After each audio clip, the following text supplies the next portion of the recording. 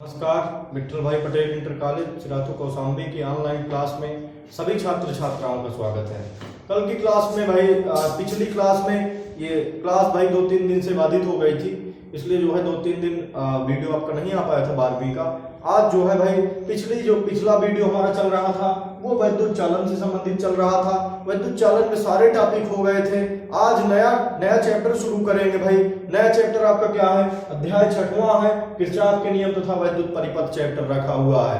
इसमें ये काफी महत्वपूर्ण चैप्टर, ये बात समझ लीजिए। इसमें से ये इंपॉर्टेंट चैप्टर कह सकते हैं। इसमें से किरचॉफ का नियम आएगा लिखने के लिए, या किरचॉफ के नियम से संबंधित सवाल आएंगे। दो में से कोई एक चीज जरूर आता है, समझ रहे हैं ना? या दोनों कभी कभार पूछ लेता है। किरचॉफ का नियम आएगा या किरचॉफ के नियम से संबंधित सवाल आएगा। बिल्कुल समझिएगा, किरचॉफ का नियम आएगा या किरचॉफ के नियम से संबंधित सवाल आएगा। और वैद्युत परिपथ है। वैद्युत परिपथ, इसमें जो है तमाम प्रकार के सर्किट मिलेंगे, तमाम प्रकार के परिपथ मिलेंगे। जो है उन परिपथ को कभी किरचॉफ का नियम लगा के हल किया जाएगा, कभी जो है श्रेणी समांतर के तरीके से हल करके उनको तमाम प्रकार के परिपथों को क्या किया जाएगा? हल किया जाएगा। तो इस चैप्टर में एक्चुअली में हमें पढ़ना क्या है भाई? इस चैप्टर में थोड़ा सा सेल के बारे में है, हल्का सा, ज्यादा नहीं। सेल से संबंधित केवल और केवल न्यूमेरिकल आते हैं भाई, थ्योरी नहीं आती सेल से संबंधित, लेकिन थ्योरी हम पढ़ाएंगे जिससे आपको न्यूमेरिकल बने। तो सबसे पहले इसमें चैप्टर में हमें पढ़ना क्या है भाई? इसमें वैद्युत सेल से शुरुआत होती है। सेल का वैद्युत वाहक बल है, इसमें सेल का वैद्युत वाहक बल से शुरुआत होती है। फिर इसके बाद जो है सेल का आंतरिक प्रतिरोध है। फिर सेल का आंतरिक प्रतिरोध विभवांतर और बाह्य प्रतिरोध में संबंध एक आता है, उसमें डेरिवेशन है, वो समझ रहे हैं ना? उससे उस डेरिवेशन से सवाल हल होते हैं। फिर आता है मेन टॉपिक आपका आता है किरचॉफ का नियम। किरचॉफ के नियम, दो नियम है भाई, किरचॉफ के दोनों नियम से सवाल आते हैं। और कुछ टॉपिक इसी में और रखे हैं जिनसे आपकी थ्योरी आती है।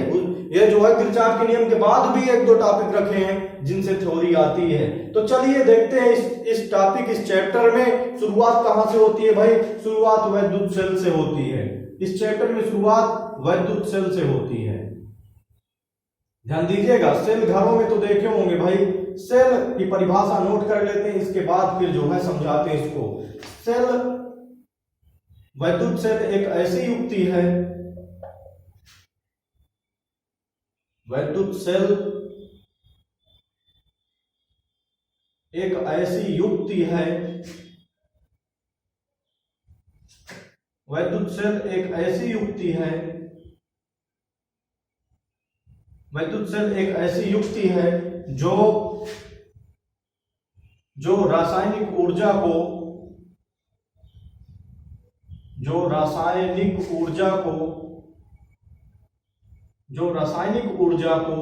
वैद्युत ऊर्जा में परिवर्तित करके, रासायनिक ऊर्जा को वैद्युत ऊर्जा में परिवर्तित करके, रासायनिक ऊर्जा को वैद्युत ऊर्जा में परिवर्तित करके धारा का प्रवाह निरंतर बनाए रखती है। धारा का प्रवाह निरंतर बनाए रखती है, निरंतर बनाए रखती है सेल। ध्यान से देखिएगा, थोड़ा सा परिभाषा बहुत कठिन नहीं है। यदि आप समझ पाए इस परिभाषा को तो परिभाषा याद रहेगी आपको हरदम। यहां से क्या होगी भाई? वैद्युत सेल की परिभाषा, वैद्युत सेल एक ऐसी युक्ति है, वैद्युत सेल एक ऐसी युक्ति है। युक्ति का मतलब आप जो है एक हमारे पास जो है निर्माण कर रहे हैं, एक जो है डिवाइस है, डिवाइस को युक्ति कह सकते हैं। तो वैद्युत सेल एक ऐसी युक्ति है जो रासायनिक ऊर्जा को, सेल में देखे होंगे भाई, जो घरों में सेल रेडियो वगैरह में टॉर्च में यूज होते हैं, उसके अंदर जो है तमाम प्रकार की काला जो है मटेरियल पड़ा होता है, जो है कालिक जो है रखी रहती है अंदर। तो वो रासायनिक ऊर्जा है, वो रसायन से संबंधित मटेरियल रखा होता है, तो उसमें रासायनिक ऊर्जा बनी रहती है अंदर। वो रासायनिक ऊर्जा को सेल क्या करता क्या है? वैद्युत ऊर्जा में बदल देता है। सेल करता क्या भाई? रासायनिक ऊर्जा को, जैसे आप बैटरी देख ले, बैटरी में एक प्रकार का सेल होता है, बैटरी के अंदर प्लेटें होती है, प्लेटें में तेजाब होती है, तो अंदर क्या ऊर्जा भरी होती है, रासायनिक ऊर्जा भरी होती है। तो वैद्युत सेल एक ऐसी युक्ति है जो रासायनिक ऊर्जा को वैद्युत ऊर्जा में, रासायनिक ऊर्जा किसमें, वैद्युत में बदलता है, तभी तो बिजली मिलती है हमें, जो है चाहे डीसी मिले चाहे एसी मिले।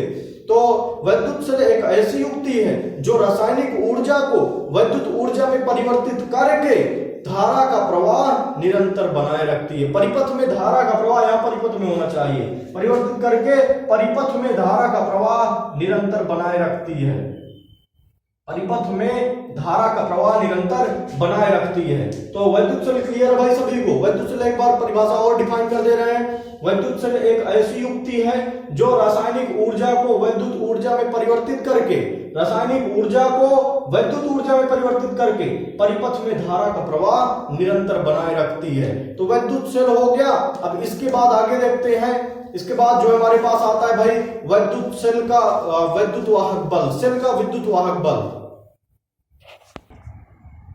चलिए देखते हैं भाई सेल का विद्युत वाहक बल देखते हैं।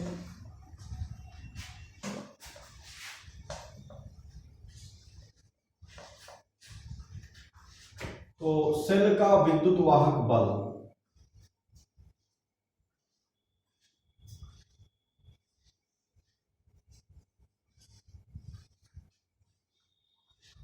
सेल का विद्युत वाहक बल, विद्युत वाहक बल एक प्रकार का विभव होता है। जैसे हमारे पास परिपथ में किसी तार में विभव निकालते हैं, तो सेल के विभव, सेल में विभव ना कह के विद्युत वाहक बल कहते हैं। इसका मात्रक वही होगा, फार्मूला वही होगा और ये राशि भी वही है। इसके यहां से सेल के विभव को हम क्या कह देते हैं, विद्युत वाहक बल कहते हैं। चलिए इसमें जो है थोड़ा सा भाई चित्र बना ले, चित्र बना के परिभाषा बड़े आराम से आपको क्लियर हो जाएगी। यहां से हमारे पास एक सेल लगा है या बैटरी लगी है, सेल को ही बैटरी कहते हैं भाई। सेल में या बैटरी में ध्यान दीजिएगा, सदैव ध्यान रखेंगे भाई कि जो धारा है वो धारा सदैव माइनस से प्लस की ओर बहती है। ये सेल को, जब भी सेल को डिनोट करते हैं तो सेल को ऐसे डिनोट करते हैं भाई। सेल में क्या होता है, ये सेल का निर्माण, ये सेल है, जब भी सेल बनाएंगे यहां से जो है परिपथ में सेल कहीं भी बना रहेगा तो ये इस प्रकार का बना रहेगा। क्योंकि सेल में एक होता है माइनस टर्मिनल, माइनस प्लेट, एक में धन प्लेट होती है और सेल का आंतरिक प्रतिरोध स्मॉल आर होता है। ध्यान से देखिए भाई, सेल में माइनस प्लेट होती है और एक जो है धन प्लेट होती है। सेल का आंतरिक प्रतिरोध स्मॉल आर होता है और ये बाह्य प्रतिरोध लगा है जिससे लोड पड़ता है। तो यहां से माइनस से प्लस की ओर धारा चलती है, धारा चलेगी तो क्या चलेगा, आवेश भी चलेगी। चूंकि आई बराबर क्या होता है, क्यू अपॉन टी होता है। धारा बराबर क्या होता है, आई बराबर क्यू अपॉन टी। तो जब धारा प्रवाहित होगी तो आवेश भी प्रवाहित होगा। तो यहां से जब भी सेल आवेश प्रवाहित करेगा तो सेल में अगर ऊर्जा नहीं होगी, सेल में ऊर्जा नहीं होगी तो आवेश प्रवाहित नहीं कर सकता है। ऊर्जावान सेल ही आवेश या धारा का प्रवाह कर सकता है, ये तो सभी जानते हैं भाई। तो आवेश का प्रवाह करने में सेल को कुछ ना कुछ कार्य करना पड़ेगा। ऐसा नहीं है कि सेल में ऊर्जा नहीं है वो कार्य नहीं कर सकता है तो क्या होगा, धारा का प्रवाह कर दे, ऐसा नहीं है। जब जो है, जब आवेश का प्रवाह करेगा सेल तो सेल को भी कुछ ना कुछ कार्य करना पड़ेगा, कुछ कार्य करेगा तभी वो आवेश निकाल सकता है। यदि कार्य नहीं करेगा तो आवेश क्या है, आवेश का प्रवाह नहीं कर सकता है। तो यहां से जो है ध्यान से देखिएगा भाई, सेल द्वारा सेल द्वारा अनवरत आवेश का प्रवाह करने के लिए सेल को कुछ ना कुछ क्या करना पड़ेगा, कार्य करना पड़ेगा। तो इसकी परिभाषा कैसे डिफाइन करते हैं, ध्यान से देखिएगा। किसी सेल द्वारा, इसको लिख दे परिभाषा, फिर समझा रहे हैं। ये परीक्षा में आती भाई, सेल का विद्युत वाहक बल परीक्षा में आता है। तो किसी सेल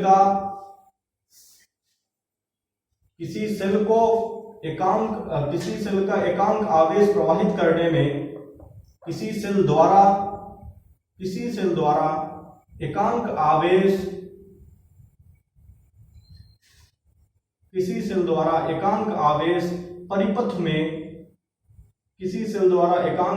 परिपथ में प्रवाहित करने में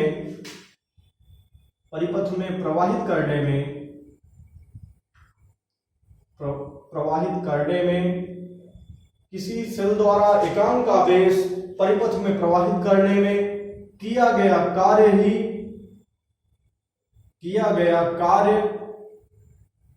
अथवा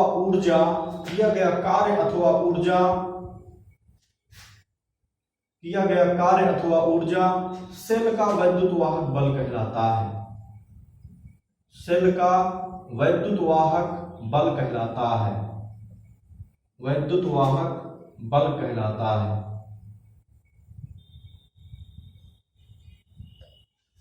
यहां से ये जो यदि आवेश है, आवेश को एकांक मान ले, 1 कूलम आवेश यदि निकल रहा है तो ध्यान से देखेंगे भाई, किसी सेल द्वारा एकांक आवेश को परिपथ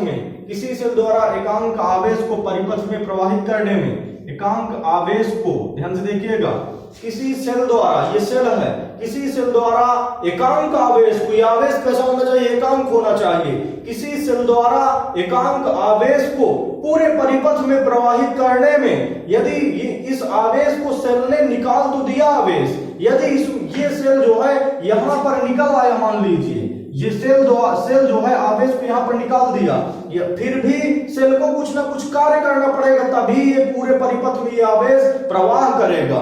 तो यहां से ध्यान से देखेंगे भाई, किसी सेल द्वारा एकांक आवेश को पूरे परिपथ में प्रवाहित करने में, किसी सेल द्वारा, परिभाषा आपको याद हो जानी चाहिए क्योंकि परीक्षा में आती है भाई, इसीलिए बार बार रिपीट कर रहे हैं, समझा के रिपीट कर रहे हैं। किसी सेल द्वारा एकांक आवेश को पूरे परिपथ में, में प्रवाहित करने में किया गया जो कार्य अथवा ऊर्जा है, वो कार्य अथवा ऊर्जा क्या कहलाएगी हमारी, वो क्या कहलाएगी भाई, सेल का वैद्युत वाहक बल कहलाएगी। तो यहां से पैराग्राफ चेंज करके लिखेंगे,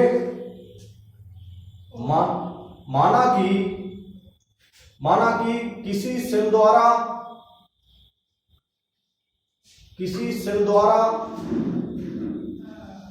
क्यू आवेश प्रवाहित करने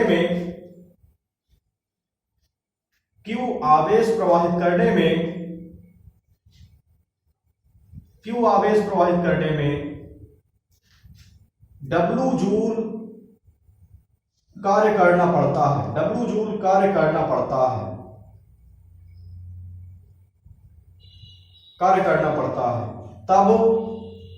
सेल का वैद्युत वाहक